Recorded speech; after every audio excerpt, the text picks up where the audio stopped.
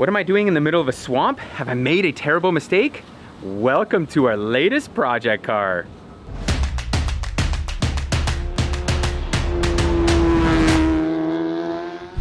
No, I haven't gone crazy, but I figured with everybody buying supercars, we wanted to get on the bandwagon, and what better car to do that with than a pile of scrap E46 M3.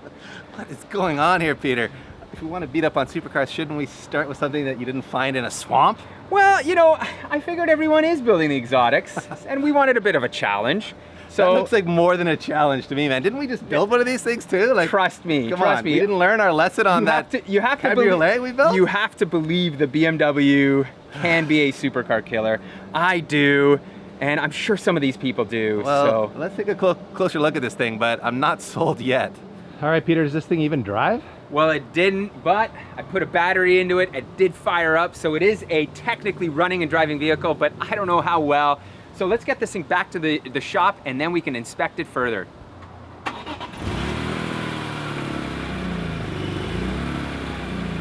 Engine actually sounds pretty good. I don't know about those cheesy headlights, but at least it's on proper M3 wheels. Ooh, and it's got a nice colored interior. Well, maybe it's not that bad. Yeah, I bet it's still terrible. Oh, there we go! Well, miracles never cease. You did manage to get this heap here somehow. It did drive over here pretty well. We'll get into some of the little nicks and knacks with it, but it's got brakes that work, it's got a motor that works, and it's got a gearbox that works. And what did you pay for this swamp monster? Well, DP, you know I'm always looking for a deal, and this thing came in at a whopping 7,500 Canadian, so 5,500 US dollars, which is pretty good bargain by M3 standards. Yeah, DP. that's really cheap. Yeah. Which begs the question, what's wrong with it? Why don't we start by looking at the mileage? I want to see if there's any check engine lights, mileage, and all that good stuff. Listen, we have proven that a 300,000 kilometer or 200,000 mile M3 can be good.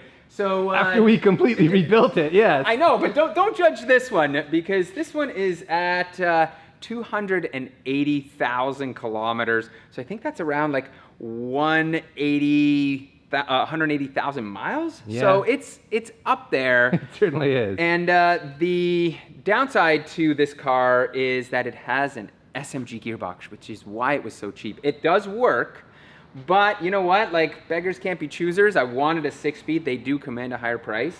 However, we've got the SMG, but I do have a trick up my sleeve. I think I'm gonna convert it over to 6-speed, DP.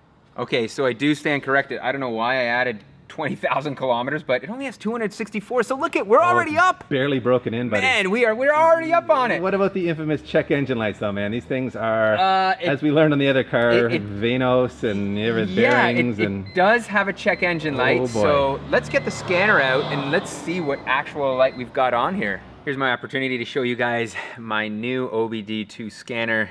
Bought this thing off of Amazon. The brand is called Launch, and the reason I got this is it's way more powerful than your standard OBD2 scanner. It actually allows you to check like ABS module, reset airbags, and what I really like about it is it has a lot of vehicle specific coding. So what you can do is what we'll do right here is go into the BMW version of this, and then it'll allow me to look at Vanos and a whole bunch of other stuff, which is really awesome in that sense.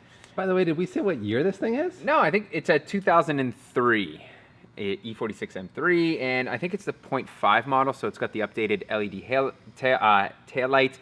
I think it also has like parking sensors, which is the updated version, and it has had the recall on the bearings done. I do know that. So let's get back to here real quick. All right.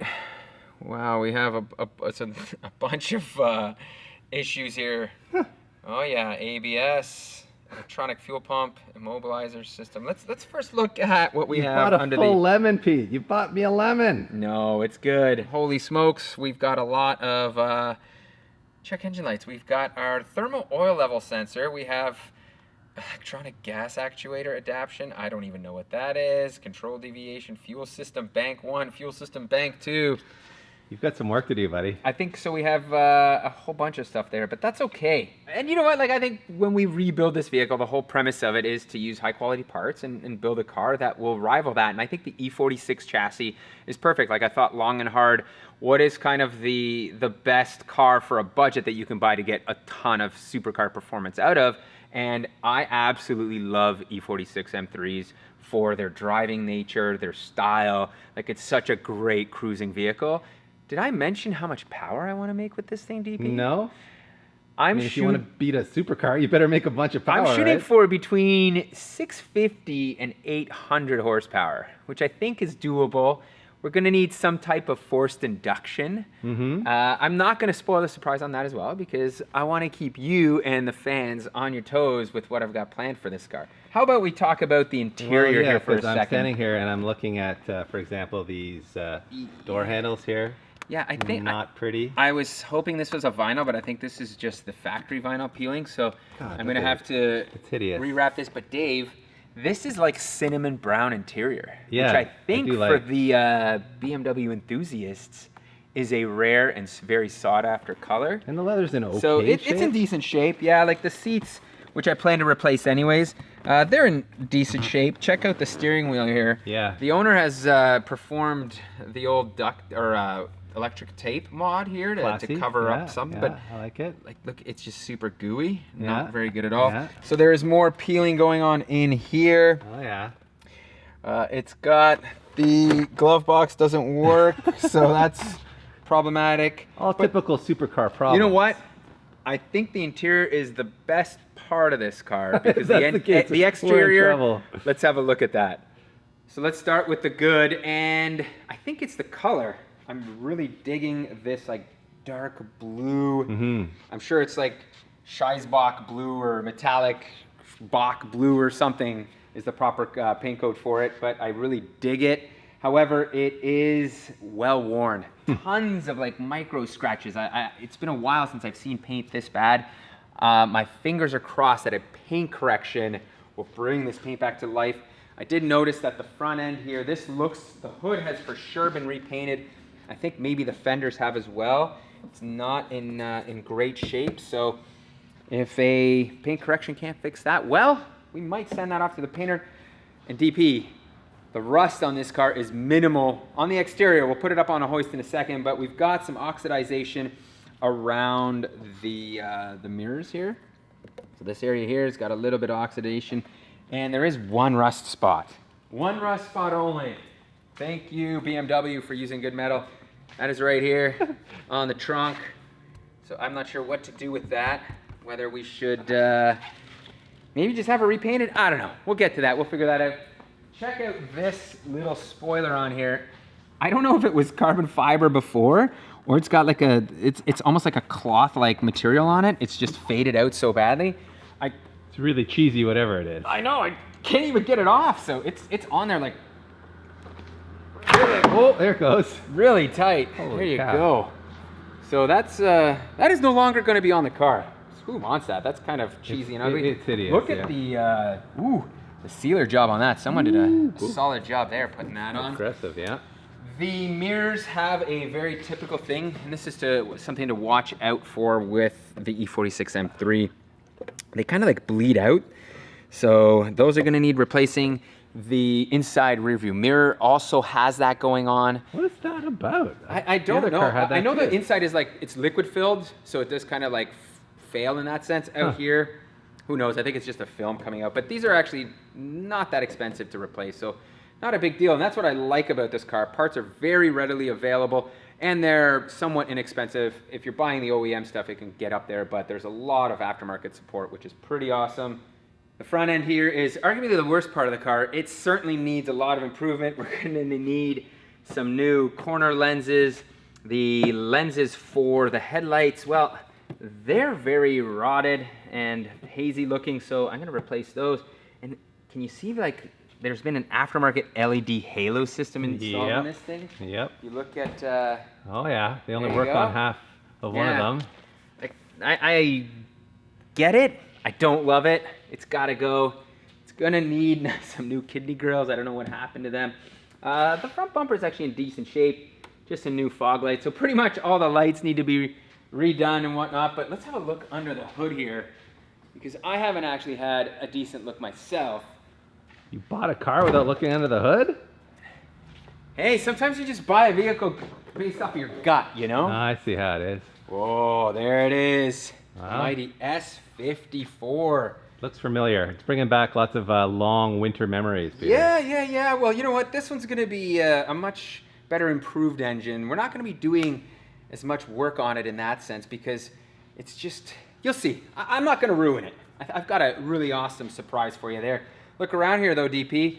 It doesn't look too rusted. No, it's true. It is in I see decent one shape. bolt right here. Yep. It's a little rusty, but the other one's, wow. Oh, and there's your color code right there. It's your carbon Schwartz metallic. There it is, carbon Schwartz metallic. That's right. Sweet. So that's the engine bay. Not much to talk about, but wait. Ooh, what do I see here? Oil leaks? No, worse. What is this?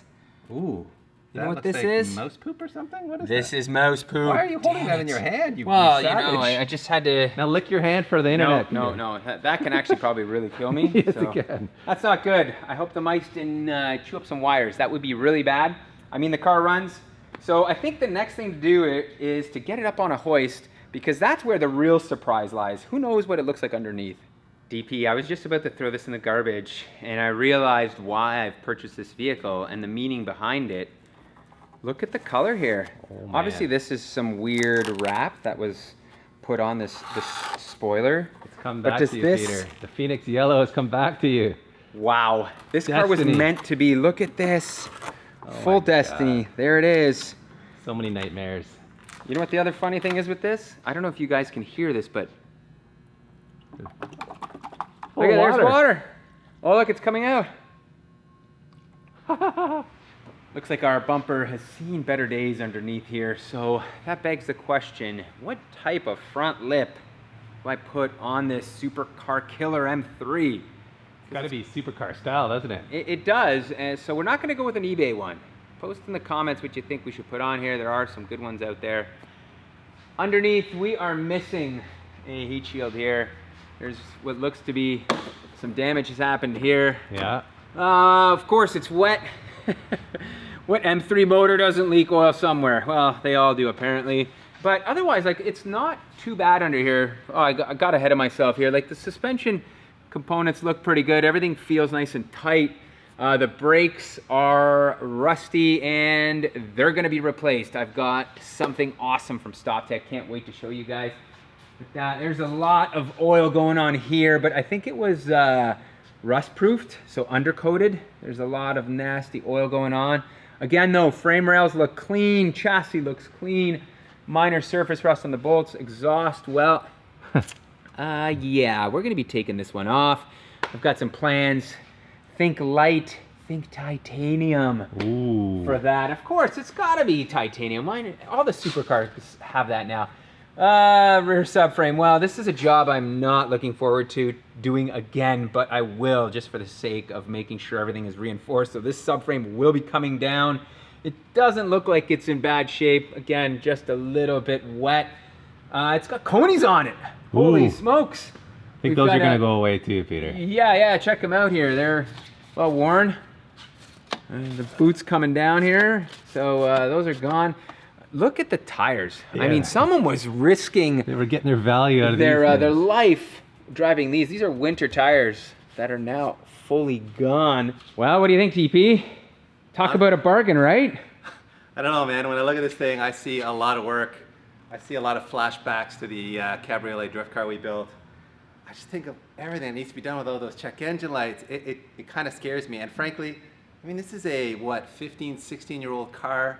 I think that this thing is going to hang with supercars. I got to say, I'm still very skeptical. Although I will admit, you've been rather busy, Pete. I've seen some of these parts rolling into the shop. I never know what you're up to. You're always ordering stuff.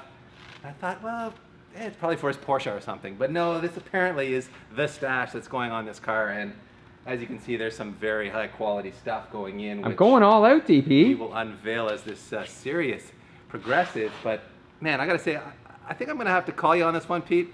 I'm going to go and borrow a serious supercar. Like, I'm going to get us a Lambo or like a McLaren, something legit supercar, like 2019 spec. When we're done building this thing, we're gonna go head to head, and you're gonna have to put up or shut up. I don't know what the penalty is gonna be if I beat you in that supercar. We'll figure that as we go along here. Maybe you guys can even post in the comments. Do I give him an atomic wedgie if he can't beat me in the supercar? Do I force him to sell this thing? Do I get him to give me 6 months of my life back for making me help him build this thing? Although we all know he's gonna do 90% of the work, everybody. But in any case, I'm excited to see where this goes, only because I have a real love for E46 M3s. They are great cars, like Pete was saying earlier. It's a fantastic chassis, and I think one of the all-time best-looking coupes ever, maybe? I think so. And they're such a bargain right now. That's why I bought it. They are. 5,500 US, 7,500 Canadian is good value, but man, that's an intimidating pile of parts back there, and I'm sure there's a lot more to come that you're not seeing there. Yep. Stay tuned for what's going to be a lot of rusty bolts battling, maybe some familiar fixing of rear crack subframe stuff, and hopefully some new stuff, some new challenges that we didn't show you in the last series. So give us a couple of thumbs up for this, what we hope to be a supercar killer, or at least what Pete hopes to be a supercar killer. And I hope you're as curious as I am to see how this all pans out. So stay tuned.